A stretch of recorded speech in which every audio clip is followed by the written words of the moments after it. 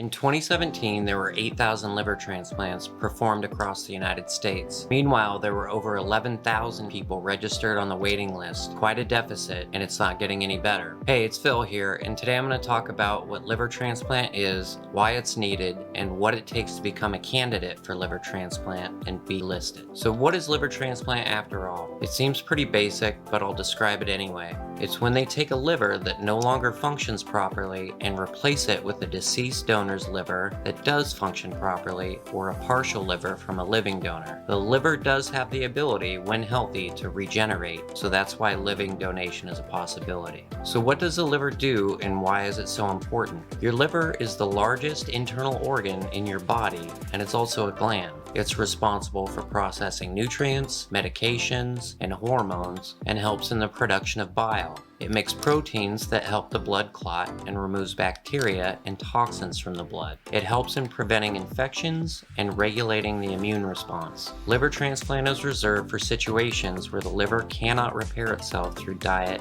or medication. Liver failure can happen very quickly or over a long period of time. When liver failure happens quickly, it's described as acute liver failure and can happen from reactions to medications or drugs. Liver failure that happens over a longer period of time is called chronic liver failure, and that usually is a result of what's called cirrhosis. Cirrhosis is scarring or fibrosis in the liver where scar tissue is replacing healthy tissue, and that tissue is no longer able to perform the functions that the liver needs to. Now, cirrhosis can be caused in a multitude of ways. It can be caused by hepatitis B or C, as well as alcohol or drugs. It can also be caused by non-alcoholic fatty liver disease. That's a condition where fat builds up in the liver and ultimately causes inflammation and liver cell damage. Genetic diseases can also affect the liver, including hemochromatosis, which causes excessive iron buildup in the liver, and Wilson's disease, which causes excessive copper buildup in the liver.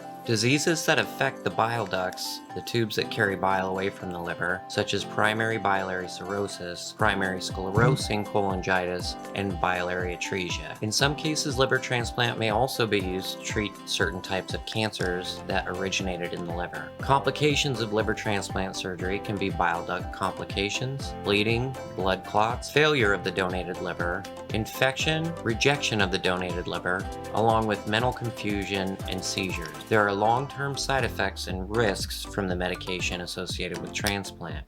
These side effects can be bone thinning, diabetes, headaches, and high cholesterol and high blood pressure. So how do you get started on your way to being listed for a liver transplant if that's what is necessary?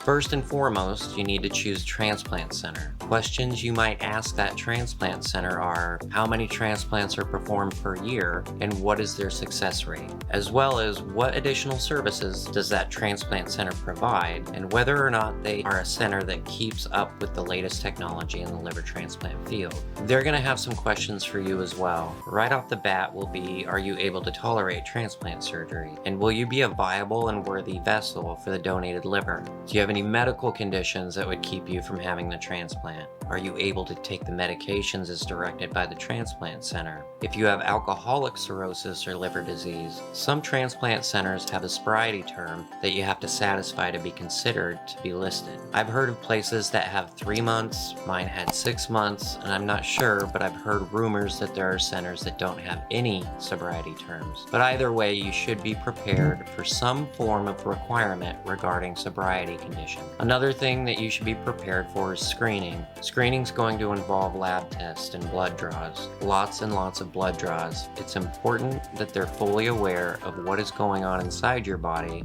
to be able to determine how sick you are, and we'll get more in depth on that in just a second. Also want to get your blood type and that they scan for other diseases and infections. You'll be subject to ultrasound, CT scans, and MRIs. There will be tests on your heart. I had a nuclear stress test that tested whether my heart could survive the stress of surgery, was healthy, and that same test gives information to the medical team, including the anesthesiologist, just how your heart works so that they can medicate you correctly during the surgery family. Some other evaluations that you can expect will be counseling. You'll be subject to nutritional counseling. A dietitian will analyze your diet and make suggestions for you on what to eat to be more successful before and after your surgery. There will be psychological counseling where they will determine whether you have any underlying issues, anxiety, depression that might be detrimental to the process, surgery, or life after surgery. Social counseling, that will make sure that you understand the actual depth of what you're about to go through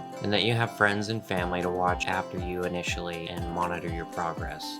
And finally, there's financial counseling. They'll make sure that you're financially fit to go through the surgery and everything involved with it, as far as the cost of the surgery itself and the recurring cost of medication over the rest of your lifetime is quite a lot of money, and that's something that you need to be prepared for as far as your insurance goes or if you have other arrangements. Once all those evaluations are done, your doctors and your nurses present your case to that center's board in charge of accepting transplant candidates. You'll usually find out in a few days to a week, and there can be some anxiety associated with even that small wait time, especially if you are in dire need. It's incredibly important to give yourself the best chance. You do that by jumping through all the hoops, checking all the boxes, and by proving that if the underlying issue for your disease is based on behavior or behavior related, that the issue will not continue after transplant. So after being approved by the board and before getting listed for transplant, you still have a few more items to check off the list.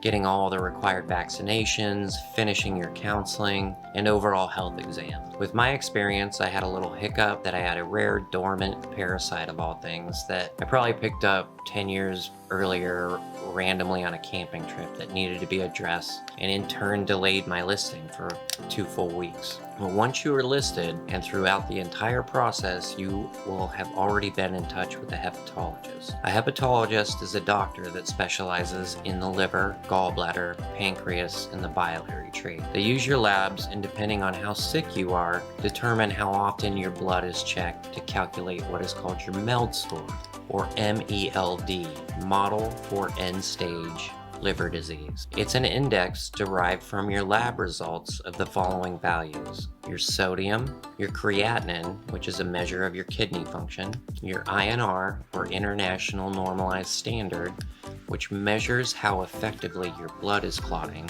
which is controlled by the liver, and bilirubin, layman's terms, is how well your liver breaks down waste, and if it doesn't break it down so well, it can result in outwardly yellowing of the skin and the whites of your eyes. The MELD scores range from 6 to 40, with 6 to 9 being normal, 10 to 13 indicating that you have some possible healable damage, and 15 and above is when you start hearing your doctors talk about the possibility of needing a more severe intervention like transplant. There are other routes that will stave off transplant, and the liver has an incredible threshold for damage and healing through diet, exercise, and medication. But once you get to a certain point, there's no healing dead cells. So your MELD score is essentially a score that places you on the list in order of prioritization, or how much longer you may or may not be able to tolerate the condition of your current liver. It is not a first come, first served process. The list is derived of the MELD scores in terms of urgency. When I was listed,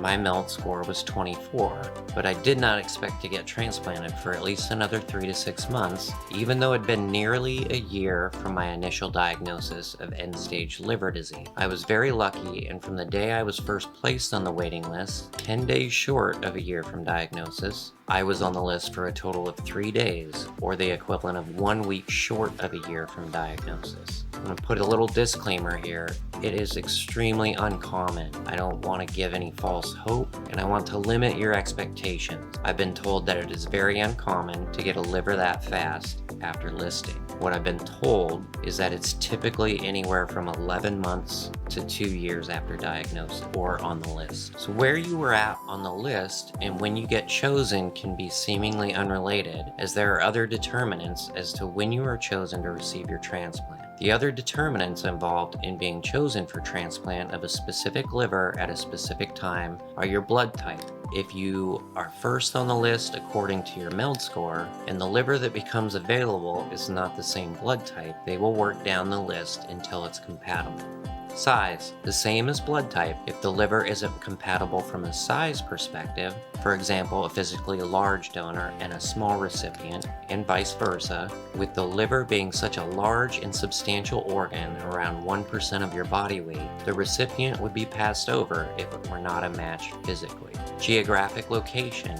Literally where you are physically at and where the donor is geographically can play a huge role as to whether the recipient is a viable choice for that particular liver. There is a time limit as to how long the liver can be out of the body, whether that's the donor's body or the recipient's. The liver can typically survive outside the body for around 12 to 16 hours depending on the circumstance.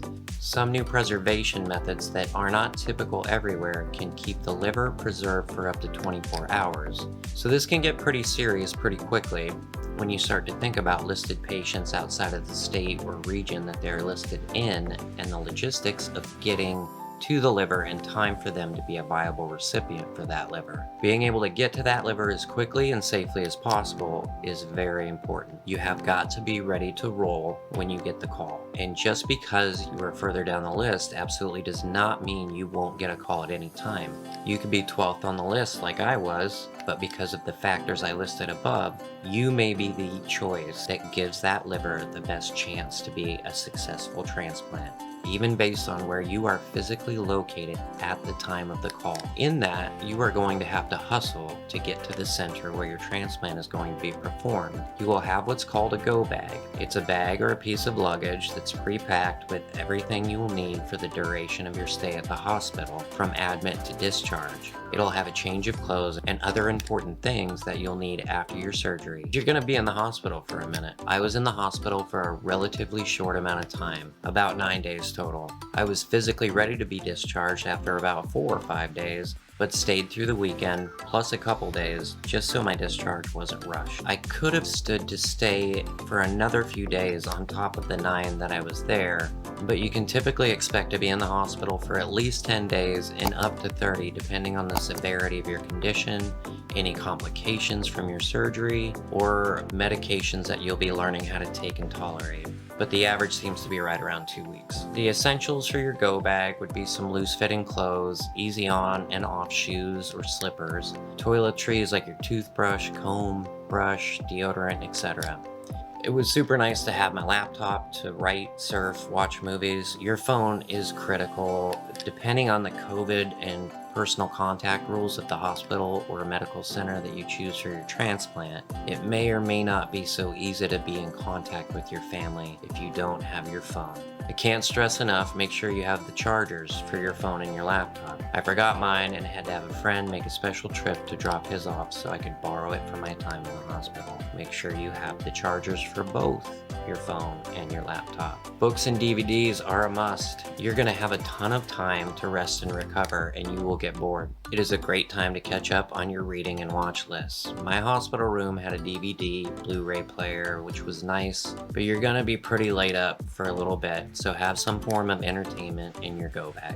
So again, can't stress enough that the faster you're able to get there, the better, because there's a lot of stuff you have to do once you get to the center or hospital. And let me tell you, it's intense. From the time you check in to the time that you're under the knife, it is in high gear. You're getting multiple blood tests to verify your blood type and to order blood products for potential transfusions and in case of emergency, as mine actually was after my transplant. You're getting scans, x-rays, and everything in between. You're being questioned and interviewed on all of your health information to verify everything they have on record is current. You'll have to shower up with the special iodine soap. You have to roll into pre-op and have your consults from all the necessary departments and disciplines involved in the surgery.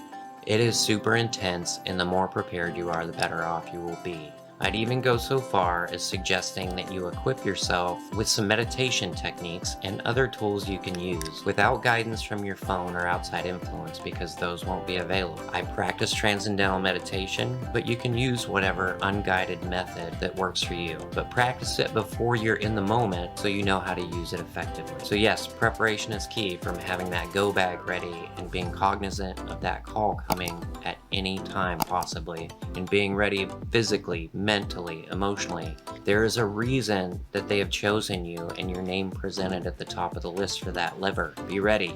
It can happen if you make the choice before it's too late and do everything you can on your end. I'm living proof of it, and I'm incredibly lucky, but I also made the choice and put in a ton of work and effort to get here. I'm so very grateful every day. While you're at it, please feel free to watch my other videos on the related topics: liver disease, transplant, and sobriety. Also check out the description below for some resources and things that have worked for me in my preparation and recovery. This is hard work, both mentally and physically, but it's attainable. Take care of yourself. Reach out and lean on your friends and your family and medical team for help and support. If this information was helpful to you, please consider hitting that like button as well as subscribing. That will notify you when I add new content. Also check out the comments and ask questions. Give your experience. Mine isn't the only way you're experienced. We can all be helpful to each other. In a perfect world, I'd love this to be an interactive community where people offer their insight and ask questions. The tools and experience are all right here between all of us. So take that extra minute or so and check out the comments, check out the description, like, share, subscribe. We can grow this together. So hopefully I gave you some insight into the liver transplant process and you've learned a little something here today. As always, thank you for watching and take care of each other. We'll see you soon.